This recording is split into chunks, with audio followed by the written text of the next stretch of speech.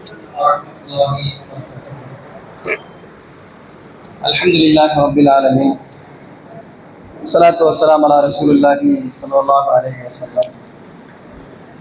கண்ணியத்திற்குரிய எல்லாம் அல்ல அல்லாஹுவின் அடியார்களே, சகோதரர்களே, அல்லாஹுடைய மகத்தான கிருபையால் நன்மையை எதிர்பார்த்தவர்களாக இரவு நேர தொழுகையை நிறைவேற்றிவிட்டு அல்லாஹுடைய மார்க்கத்தை அறிந்து கொள்வதற்காக நாம் எல்லாம் இங்கு ஒன்று கொள்ளிருக்கிறோம்.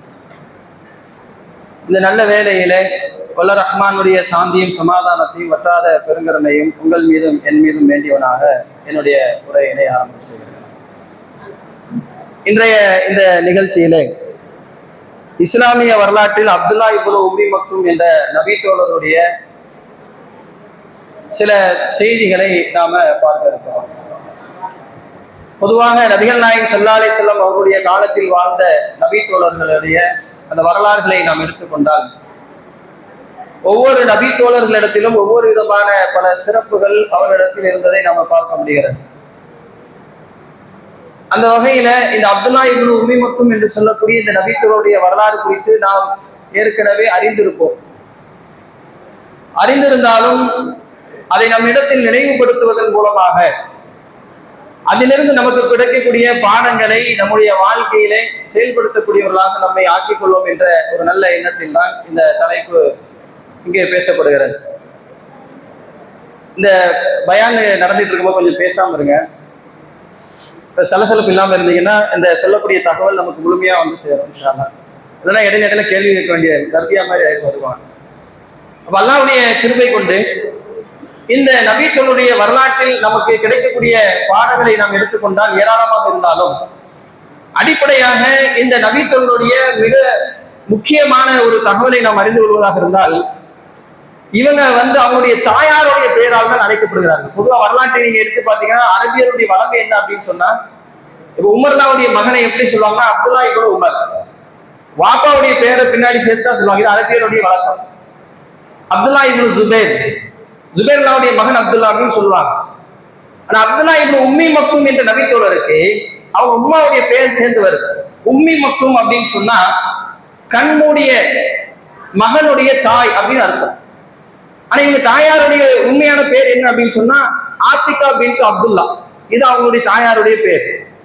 அவங்களுடைய தந்தையாருடைய பேர் என்ன அப்படின்னா கைஸ் இப்னு சைது. இது அவங்க தந்தையுடைய பேர் கைஸ் இப்னு சைது. ஆனா அவங்க வரலாற்றில் எப்படி அழைக்கப்படுறாங்கன்னா பொதுவா எப்படி அழைக்கப்பட்டிருக்கணும், அப்துல்லா இப்னு கைஸ் இப்னு சைது அப்படின்னு சொல்லியிருக்கணும். ஆனா ஏன் இப்படி அழைக்கப்பட்டாங்க அப்படின்னு சொன்னா அவங்க பிறந்ததுல இருந்து கண் பார்வை கிடையாது. கண் திறந்திருந்தாலும் பார்வை இல்லையே. அதனால அன்றைய அரபிய வழக்கத்தை எப்படி சொல்லிட்டாங்க, கண் மூடி இருக்கக்கூடிய மகனுடைய தாயார் என்று அவங்க தாயாரும் அப்படி அழைக்கப்பட்டாங்க. அந்த தாயாருடைய பேராலே அந்த நபித்தோடும் அழைக்கப்பட்டார்கள் என்ற ஒரு செய்தியை நாம இவருடைய வரலாற்றில் புரிந்து கொள்ள முடிகிறது.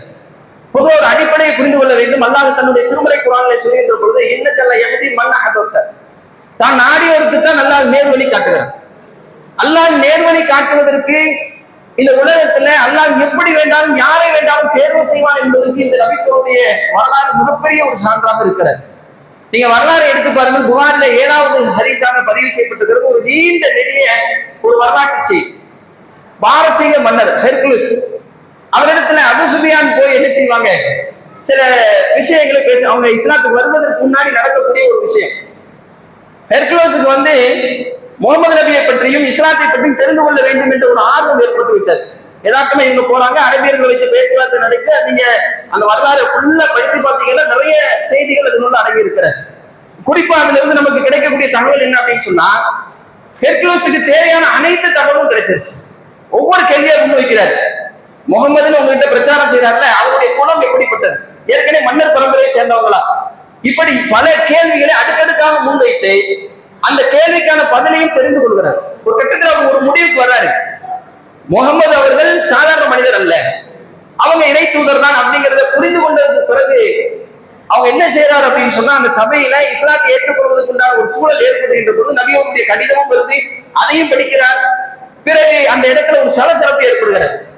அந்த சலசலப்புனால அவர் என்ன செய்யறாரு, அப்படியே லாயிலாக இல்லாம சொல்லாமலே மறுக்கும் அந்த அவருடைய வாழ்க்கை அப்படி போய் விடுகிறார். இப்ப இதுல கவனிக்க வேண்டிய விஷயம் என்னன்னா, மிக நேர்த்தியான சிந்தனை கொண்ட, மிக அறிவுல புத்தி கூர்மையோடு இருந்த, மிகப்பெரிய வல்லரசை ஆட்சி செய்த ஒருவருக்கெல்லாம் என்ன செய்யல, நேர்வழி கொடுக்கல. ஆனால் பிறவிலிருந்தே கண்பார்வையற்ற இந்த நபித்தோருக்கு, இந்த மனிதருக்கெல்லாம் என்ன செய்கிறான், நேர்வழி கொடுத்தான் என்றால் இது இறைவன் நாடியவருக்கு கொடுப்பார் என்பதை நாம் என்ன செய்ய முடிகிறது, அறிந்து கொள்ள முடிகிறது. சரி, இவங்க கண் பார்வை இல்லைனா கூட இந்த மார்க்க விஷயத்துல இதனுடைய மாண்புகளை உணர்ந்து எப்படி செயல்பட்டார்கள் என்பதை நாம் வரலாற்றில் பார்க்கின்ற பொழுது மிக அற்புதமான செய்திகள் இவங்களுடைய வரலாற்றில் நமக்கு கிடைக்கிறது.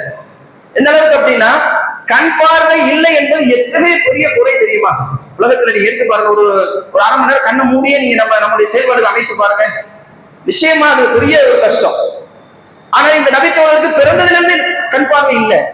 எது இன்பம், ஒருத்தருக்கு ஒரு மகிழ்ச்சியை ஏற்படுத்துன்னு சொன்னா கண் பார்வையை வைத்துதான் இருக்குது. என் பிள்ளை கட்டி அனைத்து அதை முத்தம் கொடுக்கும்போது ஒரு மகிழ்ச்சி ஏற்படுகிறது. ரோட்ல போனாங்க, திடீர்னு சூரியகாந்தி பூ இருக்கு, அது இறங்கி அப்படியே நின்று செல்ஃபி எடுத்துட்டு இருக்காங்க. நானும் மலரும், 2 மலர்கள் அப்படிலாம் போடுறாங்க பேஸ்புக்ல. ஏன் அப்படின்னா கண்களை கவர்கிறது, அது ஒரு மகிழ்ச்சியை ஏற்படுத்துகிறது. அப்ப பார்வை இல்லை என்று சொன்னால் அது மிகப்பெரிய இருக்கு. அப்படிப்பட்ட வாழ்க்கைக்கு சொந்தக்காரராக இருங்க எத்தகைய ஒரு சூழலுக்கு தன்னை வளர்த்துக் கொள்கிறார்கள் என்று சொன்னால், நபிகள் நாயகம் ஸல்லல்லாஹு அலைஹி வஸல்லம் அவர்கள் மதீனாவுல அந்த மக்களுக்கு இந்த ஏகத்துவத்தை போதிப்பதற்காக, குர்ஆனை கற்றுக்கொடுப்பதற்காக வேண்டி ஒரு 2 நபித்தோழர்களை தேர்வு செய்தார்கள். அதுல ஒரு நபித்தோழர் தான் இந்த அப்துல்லா இப்னு உம்மி மக்தும், இன்னொரு நபித்தோழர் முஸஅப் இப்னு உமைர். நம்ம பார்க்கிறோம், இந்த 2 பேரையும் நபி அவர்கள் என்ன செய்யறாங்கன்னா கட்டளையிடுறாங்க, உங்க மதீனாவுக்கு. பரா இப்னு ஆசிப் ரலியல்லாஹு அறிவிக்கிறாங்க. இந்த செய்தியை புகாரிலே 4941வது ஹதீஸாக பதிவு செய்யப்பட்டிருக்கிறது. அவ்வளவு மன் கதிப அலைனா மின் அஸ்ஹாபி நபி ஸல்லல்லாஹு அலைஹி வஸல்லம் முஸஅப் இப்னு உமைர் வ இப்னு உம்மி மக்தும். நபிகள் நாயகம் ஸல்லல்லாஹு அலைஹி வஸல்லம் அவருடைய மதீனா வருகைக்கு முன்னதாகவே எங்களிடத்தில் முதலாவது வருகை தந்தவர் யார் அப்படின்னு சொன்னா இந்த அப்துல்லா இப்னு உம்மி மக்தும் முஸஅப் இப்னு உமைர் தான். அவங்க தான் வந்தாங்க போனாங்க, சும்மா இருக்குல்ல. அதை பற்றி சொன்னாங்க, ஃபஜால இக்குரிய நின்னால் குர்ஆன், எங்களுக்கு குர்ஆனை கற்றுத்தரக்கூடியவர்களாக அவர்கள் இருந்தார்கள். எவ்வளவு பெரிய விஷயம், கொஞ்சம் யோசிச்சு பாருங்க. கண் பார்வை இல்லை, ஆனாலும் அல்லாஹ்வுடைய வார்த்தைகளை மனனம் செய்து வைத்து அதை கொண்டு போய் அங்க என்ன செய்யறாங்க, மக்களுக்கு கொண்டு போய் சேர்க்கக்கூடிய ஒரு காரியத்தை இந்த நபித்தோழர்கள் செய்தார்கள். எந்த அளவுக்கு அப்படின்னா, இந்த செய்தி அறிவிக்கக்கூடிய பரா இப்னு ஆசிப் ரலியல்லாஹு அவர்கள் சொல்கிறார்கள், நாங்க நபி அவர்கள் மதீனாவுக்கு வருவதற்கு முன்னாடியே குர்ஆன்ல சில அத்தியாயங்களை, சப்பீஸ்மா ரப்பிக்கல் அலா போன்ற சில அத்தியாயங்களை மனனம் செய்து கொண்டோம். எப்படின்னா இந்த நபித்தோழர்கள் மூலமாகவே மனனம் செய்து கொண்டோம் அப்படின்னு சொல்லக்கூடிய செய்தியை பார்க்கிறோம். கொஞ்சம் சிந்தித்து பாருங்க. அல்லாஹ்வுடைய தூதர் ஸல்லல்லாஹு அலைஹி வஸல்லம் சொன்னார்கள், ஹைருக்கும் மன் தஅல்லமல் குர்ஆன வ அல்லமஹு, உங்களிலே யார் சிறந்தவர் என்று சொன்னால் யார் குர்ஆனை தானும் பெற்று அதை பிறருக்கும் பெற்றுக் கொடுக்கிறாரோ அவர்தான் உங்களிலே மிகச் சிறந்தவர் என்று நபிகள் நாயகம் ஸல்லல்லாஹு அலைஹி வஸல்லம் அவர்கள் சொன்னார்கள். இந்த நபி மொழி நமக்கு தெரியும். நம்முடைய வாழ்க்கையில் இந்த நபி மொழி என்ன விதமான மாற்றத்தை ஏற்படுத்துது, நம்ம ஒவ்வொருத்தரும் சிந்தித்து பாருங்க. என்னை நானே நான் கேட்டுக்கொள்கிறேன். என்னுடைய வாழ்க்கையில குர்ஆனை நானும் படித்து நான் இத்தனை நபருக்கு இந்த குர்ஆனை கொண்டு போய் சேர்த்தேன், குர்ஆனுடைய ஆயத்துக்களை கற்றுக் கொடுத்தேன் என்று நம்மள எத்தனை பேர் தைரியமாக சொல்லக்கூடிய ஒரு இடத்தில் இருக்கிறோம். கொஞ்சம் சிந்தித்து பாருங்க. ஆனா இந்த நபிகளுடைய வாழ்க்கை எப்படி இருக்கிறது, கண் பார்வை இல்லை, பார்வை இல்லாத இருந்தும் கூட அல்லாஹ்வுடைய வசனத்தின் மீது கொண்ட அந்த அளப்பெரிய அன்பு, நேசம், அல்லாஹ்வுடைய வசனத்தை கற்றுக்கொள்ள வேண்டும் இருந்த அவங்களுடைய ஆர்வம், அதை கற்றுக்கொள்கிறார்கள், கொண்டு போய் பிறருக்கும் சேர்க்கிறார்கள் என்ற செய்தியை பார்க்கிறோமே. இன்னைக்கு அல்லாஹ் நமக்கு கண் பார்வையை தந்திருக்கிறானே, இந்த பார்வைகளை கொண்டு குர்ஆனை ஓதுவதற்கு நேரங்களை ஒதுக்குகிறோமா? குறிப்பிட்ட ஒரு ரமலான் வந்தால் புரட்டுவோம் குர்ஆனை, அதை வாசிப்போம், அதோடு சேர்த்து மூடி என்ன செஞ்சிருது, வீரோட வச்சு அடுத்த நோன்பு வரும்போது எடுத்துக்கொள்ளலாம் அப்படிங்கிறது இன்னைக்கு அதிகமான முஸ்லிம்களுடைய நிலையாக இருக்கிறது.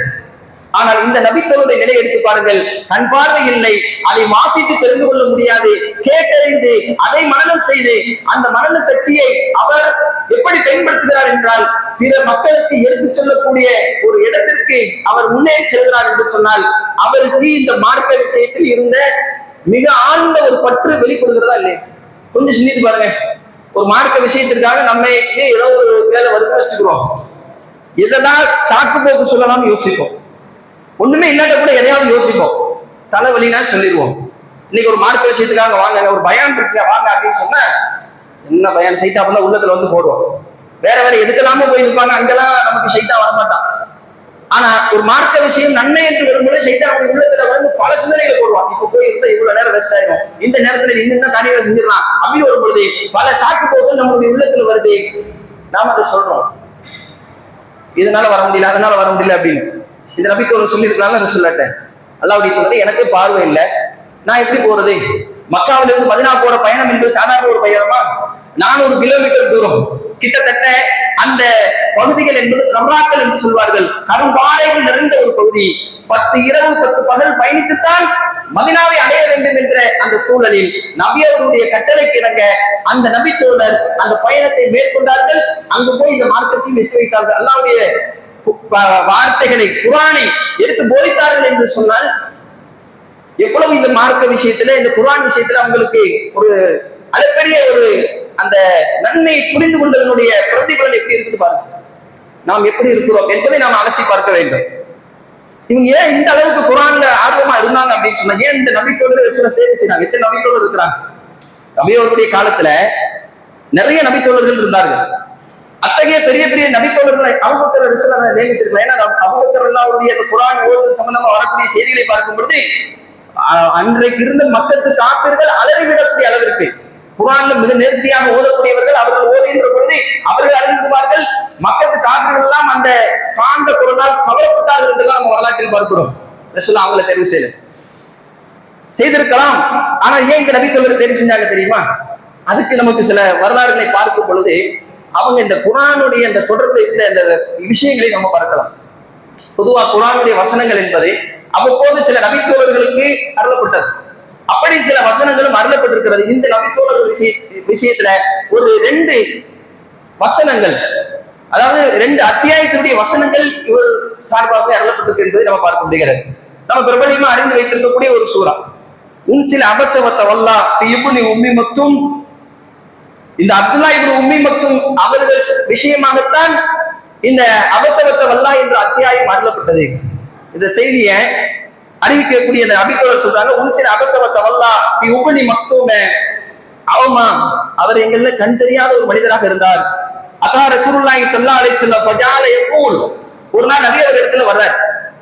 அப்படி வரக்கூடிய நேரத்துல யா ரசூலுல்லாஹ் அர்ஷிதினி வந்து ரசூலுல்லாஹ் கேட்கிறாங்க, எனக்கு உபதேசம் செய்யுங்க, மார்க்க விஷயங்களை போதுங்கள், குர்ஆனை கற்றுத்தார்கள் என்று வந்து கேட்கிறாங்க. அப்போ நபி அவர்கள் என்ன செஞ்சு கொண்டிருக்காங்கன்னு சொன்னா, இந்த ரசூலுல்லாஹி ஸல்லல்லாஹு அலைஹி வஸல்லம் ரஜுலுன் மின் உலமாஇல் முஷ்ரிகி. நபிகள் நாயகம் ஸல்லல்லாஹு அலைஹி வஸல்லம் அவர்கள் ஒரு முஷ்ரிக்குடைய தலைவர் இடத்துல பேசிட்டு இருக்கிறாங்க. அங்க பேச்சுவார்த்தை போய்கிட்டு இருக்கு. நீங்க எல்லாத்தையும் நீங்க லா இலாஹ இல்லல்லாஹ் ஓகே தான், படைத்த ஒருவனை வழங்கக்கூடிய நிலைக்கு வந்துடுறோம். ஆனா எல்லாத்தையும் சமம் சொல்றீங்களா, இதுக்கு நான் எடுத்துக்கிற முடியாது.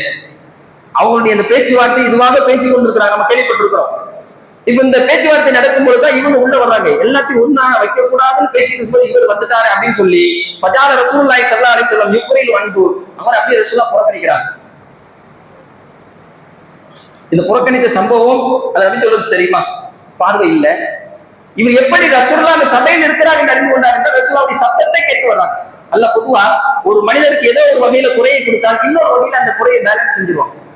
அந்த சத்தத்தை வைத்து நபி அவர்கள் தான் இந்த சபையில் இருக்கிறார்கள், நபி அவர்கள் பேசிக் கொண்டிருக்கிறார்கள் என்ற நபி அவர்களுடைய சவுண்டை கேட்டுதான் நினைச்சாங்க.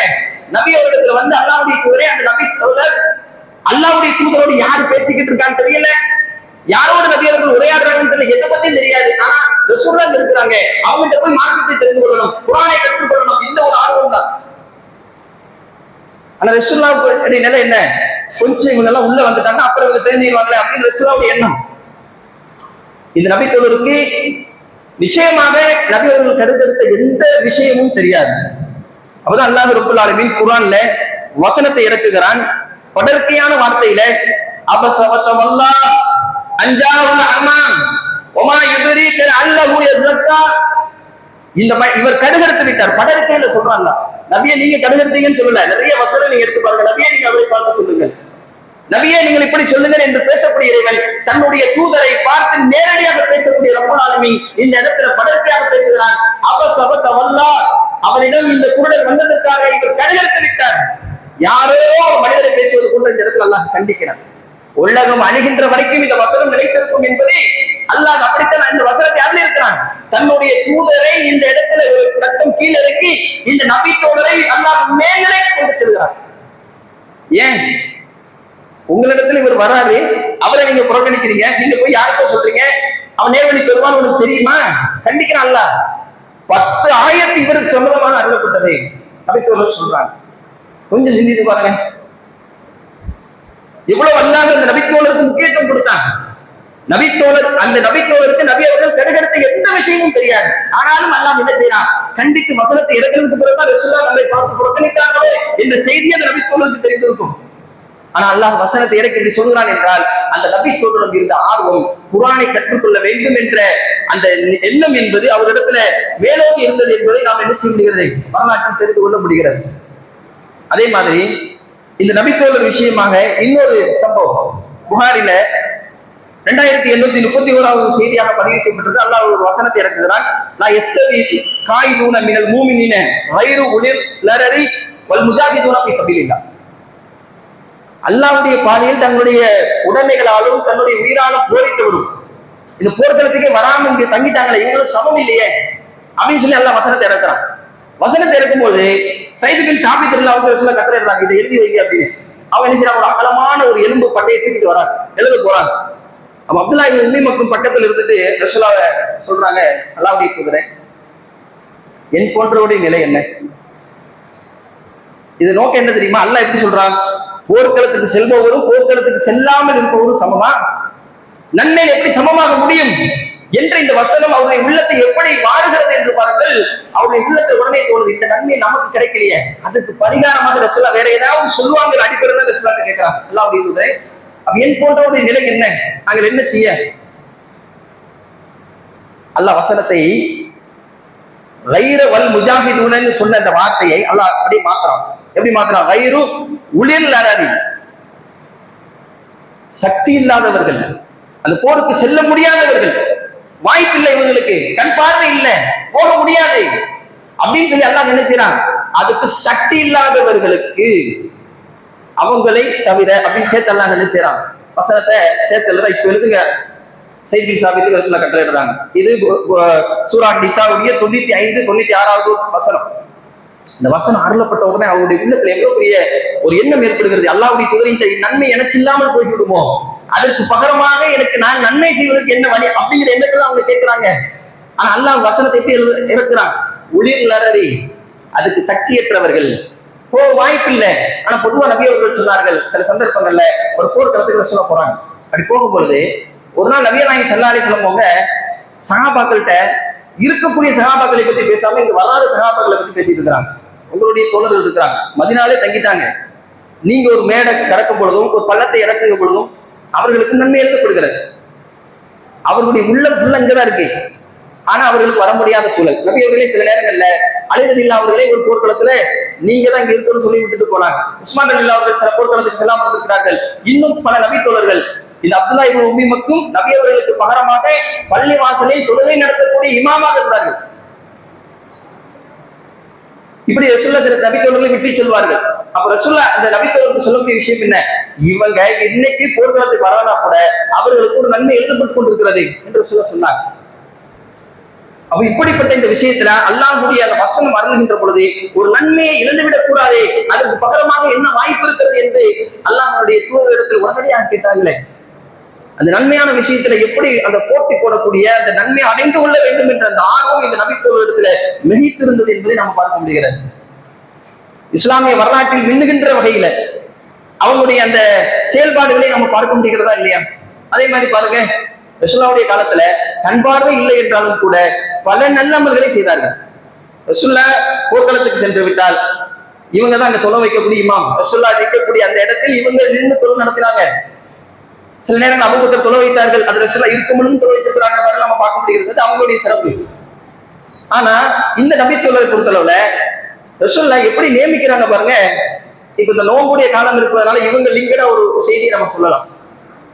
அதாவது ரசூலுல்லாஹி ஸல்லல்லாஹு அலைஹி வஸல்லம் அவர்கள் சகருக்கு எலி கொள்வதற்காக வேண்டி 2 பாங்க நியமித்தாங்க. பதியுடைய பாங்கு, சகர் பாங்குன்னு ஒண்ணு இருக்கு. இப்ப இந்த சகருடைய பாங்க ரசூலுல்லாஹ் எப்படி அறிவிக்கிறாங்கன்னா, பிலாலுடைய பாங்கு உங்களை உண்வதிலிருந்து நிறுத்தி விட வேண்டாம். பிலால் எதுக்கு வாங்க சொல்றாரு, சகருடைய நேரம் வந்து விட்டது தெரியப்படுத்துறதுக்காக சொல்றாரு. அப்துல்லாஹ் இப்னு உம்மி மக்தும் பாங்கு சொல்லிவிட்டால் உங்களுடைய சகரை நிறுத்திக் கொள்ளுங்கள் என்று ரசூலுல்லாஹ் சொன்னதாக நாம் என்ன செய்யப்படுகிறது, ஹதீஸ்கள்ல பார்க்க முடிகிறது. நபியோருடைய காலத்தில் இப்படிப்பட்ட ஒரு பாங்கு அழைப்பை கொடுக்கக்கூடிய ஒரு இடத்துல இந்த நபித்தோழர் இருந்தார்கள். ஒரு மிகச் சிறந்த ஒரு நன்மை. இன்னைக்கு அதிகமான மக்கள் ஆர்வப்படாத ஒரு விஷயமாகவே நம்ம பார்க்க முடிகிறது. நபிகள் நாயகம் ஸல்லல்லாஹு அலைஹி வஸல்லம் சொன்னார்கள், முன்சப்பில் நிற்கக்கூடிய இந்த நன்மையும் பாங்கு சொல்வதன் மூலமாக ஏற்படக்கூடிய நன்மையை மக்கள் அறிவார்கள் என்று சொன்னார். ஒரு பெரிய கூட்டமே வந்துடும், எல்லாத்துக்கும் நன்மை கிடைக்க வரும்பொழுது என்ன செய்ய, சீட்டு குலுக்கி போடுவோம், யாரு பேர் வருதோ அவரு சொல்லட்டும் அப்படிங்கிற அளவுக்கு போட்டி போடுவார்கள் என்று நபிகள் நாயகம் ஸல்லல்லாஹு அலைஹி வஸல்லம் அவர்கள் சொல்லக்கூடிய செய்தி புகாரில பதிவு செய்யப்பட்டிருக்கிறது. அப்ப அந்த அளவுக்கு ஆர்வமாக இந்த அமல்ல ரசூலுல்லாஹ் என்ன செய்யல, அல்லாஹ்வுடைய பேர் எனக்கே பார்வை இல்லை, நான் எப்படி பதிலுடைய வாங்க சொல்ல, வேற ஆளை பார்த்துங்களேன் அப்படின்னு ரிக்வெஸ்ட் பண்ணல. வேற ஆளை மாத்தி விட்டா அந்த நன்மை அவங்களுக்கு கிடைக்காத, நானே சொல்கிறேன் என்று வந்தார்களே, எப்படிப்பட்ட ஆர்வம் பாருங்க. பார்வை இல்லைன்னா கூட கண்ணுலதான் ஊனம், என்னுடைய உடல்ல என்னுடைய ஈமான்ல ஊனம் இல்லை என்பதை என்ன செஞ்சாங்க இந்த நபித்தோழர். அந்த மாதிரியான செய்திகள்ல பார்க்கிறோம். அதே மாதிரி அல்லாஹ் ஸல்லல்லாஹு அலைஹி வஸல்லம் சொன்னாங்க, நாளை மறுமை நாள்ல மிகப்பெரிய ஒரு சிறப்பு அந்தஸ்தாக அல்லாஹ் குர்ஆன்ல சொல்கிறான், யௌமைதி யஸ்துருன் நாஸ் வஸ்தாதா லியரா அமாலஹும். அந்த நாள்ல ஒவ்வொரு மனிதரும் எழுப்பப்படுவார்கள் அவருடைய செயல்களை காண்பதற்காக. அந்த நேரத்தில் அல்லாஹ் சில ஆட்களை, நல்லவர்களை வகைப்படுத்துகிறான். அப்படி வகைப்படுத்துகின்ற பொழுது கான அத்தோலன் நாசி ஆனாக்கள், சிலர் கழுத்து நீண்டவர்களாக மறுமை நாளிலே காட்சியளிப்பார்கள். மிக அழகான தோற்றம். பொதுவா இன்னைக்கு உலகத்துல கழுத்து நீண்டு அசிங்கமா இருக்கும் பாருங்க. ஆனா அல்ல அடையாளப்படுத்துவதை அழகுபடுத்துறது. சில பறவைகள் இருக்கும் கழுத்து நீளமா இருந்தா தான் அதோடைய அழகு. அப்படி அல்லாஹ் ரப்பல் ஆலமீன் அழகாக அந்த மனிதரை சிறப்பிக்கக்கூடிய விதத்துல நாளைக்கு மறுமையில அவருக்கு ஒரு தோற்றத்தை கொடுப்பான். அது யாருக்கு என்றால், இந்த உலகத்துல யார் அல்லாஹ்வுடைய இந்த பாங்கினுடைய அழைப்பை கொடுத்தாரோ அப்படிப்பட்டவருக்கு இந்த பாக்கியம் இருக்கு என்று சொல்லி அந்த நன்மையை மிக கச்சிதமாக பயன்படுத்திய ஒரு நபித்தோழர் என்பதை நாம் இவர்கள் விஷயத்தில் பார்க்க முடிகிறது. இன்னும் இவர்கள் சார்ந்த நிறைய விஷயங்கள் இருந்தாலும் அவங்களுடைய அந்த வரலாற்றுல இறுதியாக நம்ம பார்க்கக்கூடிய ஒரு விஷயம் என்ன அப்படின்னா, கண் பார்வை இல்லைன்னா கூட புத்தி கூர்மை எவ்வளவு மேன்மையாக இருந்தது என்று சொன்னால், நபியருடைய மரணத்திற்கு பிறகு உமர்லாவுடைய ஆட்சி காலத்துல ஹாதிசியா என்று சொல்லக்கூடிய ஒரு போர் நடக்கும். வரலாற்று எப்படி வருதுன்னா, இந்த ஹாதிசியா போர் தான் இவங்க சகிதாக்கப்படுறாங்க. உமர்லாவுடைய ஆட்சி காலத்துல இந்த போர் குறித்து பேச்சுவார்த்தை நடந்து கொண்டிருக்கக்கூடிய நேரத்தில் இந்த போருக்கு நானும் ஒருவன் வந்து வாண்டனா நிற்கிறாங்க.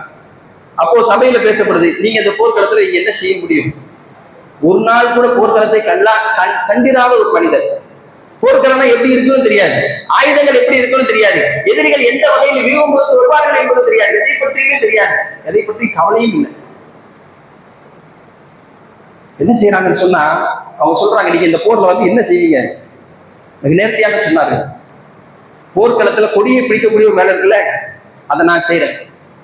அது சொல்லும் பொழுதே அவங்க சொல்றாங்க எப்படின்னா, இந்த கொடியை பிடித்துக் கொண்டிருக்கும் போதே யாராவது என்னை வந்து மிரட்டினாலோ ஆயுதத்தை கொண்டு வந்து என்ன செஞ்சாலும் எனக்கு பயமே இருக்காது, எனக்கு தெரியாத ஒண்ணும், நான் பின்வாங்கவும் மாட்டேன் அப்படின்னு சொல்லி போனாங்க. அந்த போர்க்களத்துல இறந்து விட்டார்கள் என்ற செய்தி வரலாற்றில் வருகிறது. அந்த அளவுக்கு இந்த மார்க்க விஷயத்துல அல்லாஹ்வுடைய பாதையில தன்னை அர்ப்பணித்துக் கொண்ட ஒரு நபித்தோழராக இந்த நபித்தோழருடைய விஷயத்தில் நாம் பார்க்க முடிகிறது. ஒரு அடிப்படையை புரிந்து கொள்ள வேண்டும் அன்பு தோழர்களே, தோழிகளே. அல்லாஹ்வுடைய இந்த மார்க்க விஷயத்துல நாம் ஏதோ ஒரு வகையில ஊனமாக இருக்கிறோம். இந்த மார்க்கத்தை எடுத்துச் சொல்லக்கூடிய விஷயத்திலும், இதை அறிந்து கொள்ளக்கூடிய விஷயத்திலும், இந்த மார்க்கத்தில் சொல்லப்பட்ட நன்மைகளை பெற்றுக் கொள்ளக்கூடிய அந்த விஷயத்திலும் ரொம்ப பின்தங்கிய நிலையில் இருக்கிறோம் என்பதை நாம் நாமே சரி செய்து அல்லாஹ்வுடைய இந்த மார்க்க விஷயத்துல, குறிப்பாக மறுமை என்ற விஷயத்துல, அவனுடைய மன்னிப்பு என்ற விஷயத்துல, அவனுடைய கருணை என்று வருகின்ற பொழுது, அவனுடைய சுத்தம் என்று வருகின்ற பொழுது விரைந்து செயல்படக்கூடிய நன்மக்களாக நம்மை நாம் ஆக்கிக்கொள்ள வேண்டும் என்ற ஒரு நல்ல நோக்கத்தில் தான் இந்த நபித்தோழருடைய வாழ்க்கையில் நிறைய செய்திகள் இருந்தாலும் ஒரு குறிப்பிட்ட அவர்கள் குர்ஆனோடு எப்படி தொடர்பில் இருந்தார்கள் என்ற ஒரு சில செய்திகளை மட்டும் நாம் இங்கே எடுத்து வைத்தோம். அல்ல ரஹ்மான் நம்மையும் இது போன்ற ஆர்வத்தோடு எந்த வகையிலும் மனதுல சுணக்கம் இல்லாமல் மார்க்க விஷயம் என்று வந்தால் அதுல மிக ஆர்வத்தோடு செயல்படக்கூடிய நன்மக்களாக அல்ல ரஹ்மான் உங்களை என்னை மாற்ற அறிவுறுவார்கள்.